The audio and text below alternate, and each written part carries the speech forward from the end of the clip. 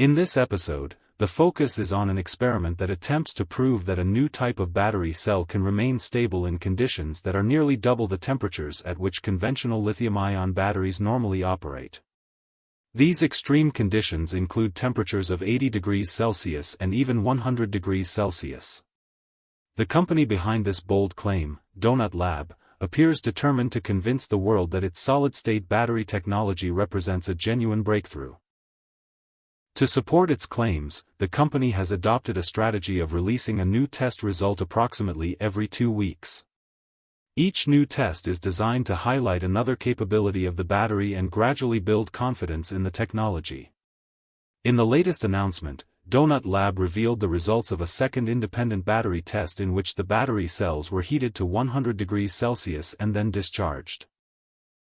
For anyone familiar with traditional lithium-ion batteries, this kind of test immediately raises eyebrows. Most conventional lithium-ion pouch cells experience severe degradation at such high temperatures and may even pose serious safety risks. When exposed to temperatures around 100 degrees Celsius, typical lithium-ion batteries can swell, vent gas, catch fire, or in extreme cases explode.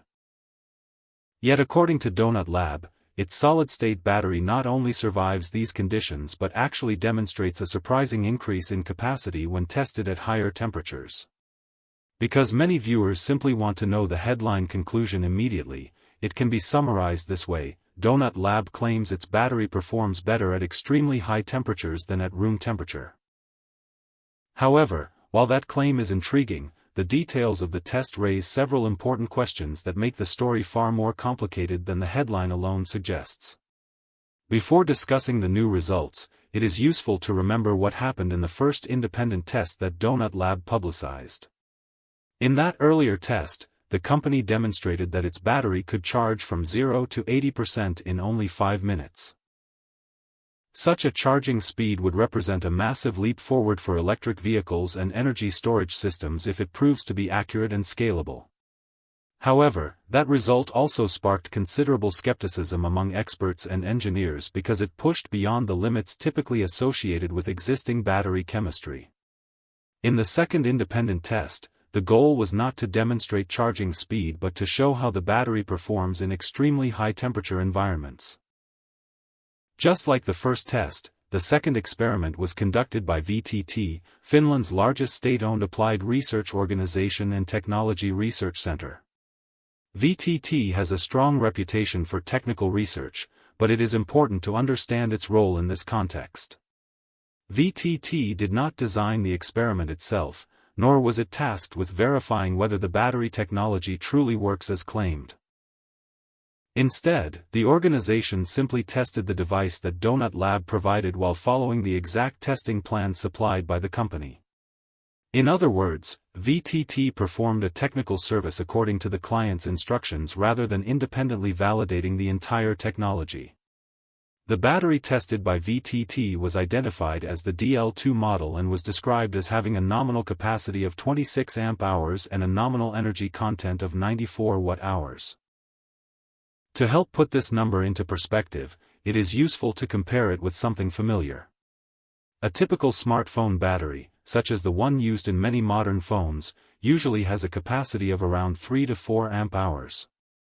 That means the Donut Lab battery used in the test is roughly 7 or 8 times larger than the battery inside a smartphone. During the experiment, the battery was placed inside a climate chamber so that the temperature could be precisely controlled.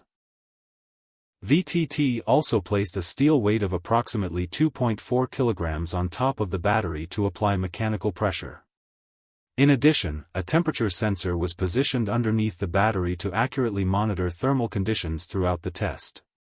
The procedure began with the battery sitting inside the chamber at a normal temperature of 20 degrees Celsius for 1 hour so that the system could stabilize. After that stabilization period, the battery was charged using a constant current of 24 amps until its voltage reached 4.15 volts. Once that voltage threshold was reached, the charging process continued using a constant voltage of 4.15 volts until the current dropped to 1.2 amps. After charging was completed, the battery was allowed to rest for another hour before being discharged. During the discharge phase of the first test run, the battery was discharged at a constant current of 14 amps until the voltage dropped to 2.7 volts. The result of this process was a measured capacity of 24.9 amp-hours. Although the sequence of numbers may seem overwhelming at first glance, the essential takeaway is relatively simple.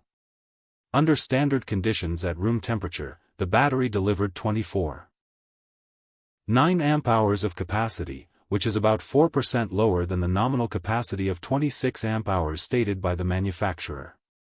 This difference is not unusual and can occur due to measurement conditions, tolerances, and testing procedures. The real interest begins when the temperature conditions change. After the battery was fully charged again using the same standard procedure, the temperature inside the chamber was raised to 80 degrees Celsius and held there for 2 hours. At that elevated temperature, the battery was discharged again, this time delivering 27.5 amp-hours of capacity. That result corresponds to about 110% of the capacity measured at room temperature and even exceeds the manufacturer's nominal rating. The results became even more interesting when the temperature was increased further to 100 degrees Celsius. In this case, the battery was discharged at a current of 12 amps and delivered approximately 27.66 amp-hours, which corresponds to about 107% of the reference capacity measured earlier. However, the comparison between the 80-degree and 100-degree tests is not entirely straightforward because the discharge rates were different. The 80-degree test was conducted at what engineers call a 1C rate, while the 100-degree test was performed at a 0.5C rate, meaning only half the discharge current was used.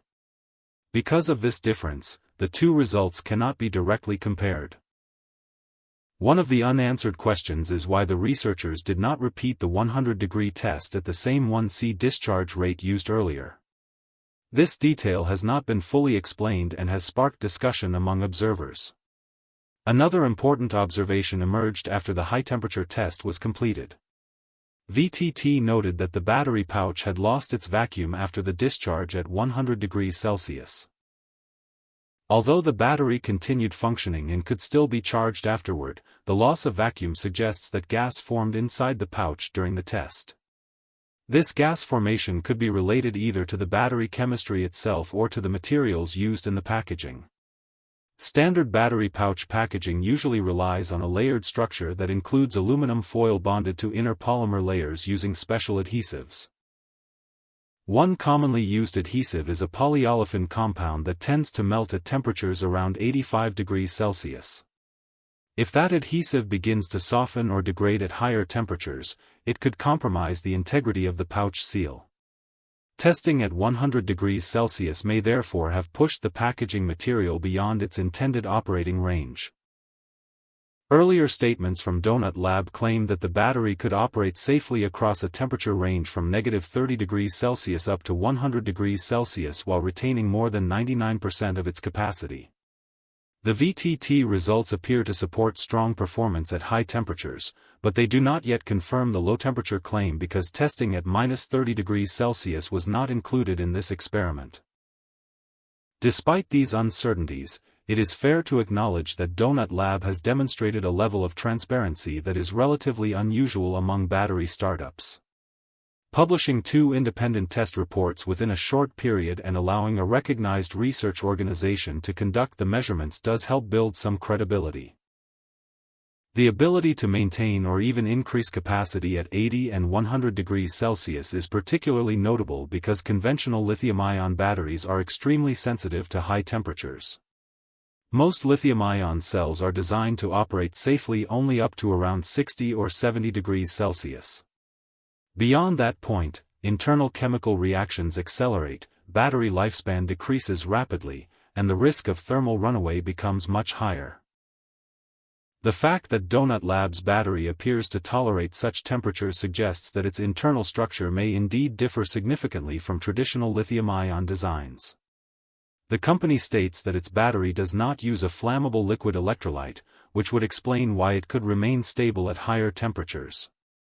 However, another important caveat appears in the test documentation. VTT did not verify whether the battery was truly a lithium-free solid-state battery. In both reports, VTT clearly stated that it tested an energy storage device provided by the client and identified by the client as a solid-state battery. This wording leaves open the possibility that the battery may still rely on conventional lithium-ion chemistry. Some experts who analyzed the charging curves and other technical data have suggested that the behavior resembles that of a lithium-ion battery rather than a completely new chemistry. Beyond the temperature performance, one of the most ambitious claims made by Donut Lab concerns energy density. According to the company's chief executive officer, the battery can achieve an energy density of about 400 watt-hours per kilogram. If accurate, this would represent a significant improvement over most current electric vehicle batteries. Yet verifying this claim requires knowing the exact weight of the battery cell, which was not included in the VTT report. Based on the reported capacity of 94 watt-hours, a battery achieving 400 watt-hours per kilogram would need to weigh roughly 235 grams. Without that measurement, the claim cannot be independently confirmed. The situation becomes even more controversial when the company states that this performance is achieved without using lithium. Lithium is currently the dominant element in modern rechargeable batteries because it offers a unique combination of properties. It is the lightest metal in the periodic table and has an exceptionally high electrochemical potential, which makes it ideal for energy storage.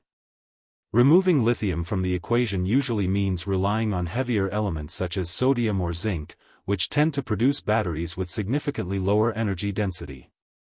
Achieving 400 watt-hours per kilogram without lithium would therefore represent a remarkable scientific achievement. Another extraordinary claim made by Donut Lab concerns cycle life. The company says its battery can survive up to 100,000 charge-discharge cycles. For perspective, most commercial lithium-ion batteries used in electric vehicles typically achieve between 1,000 and 5,000 cycles before significant degradation occurs.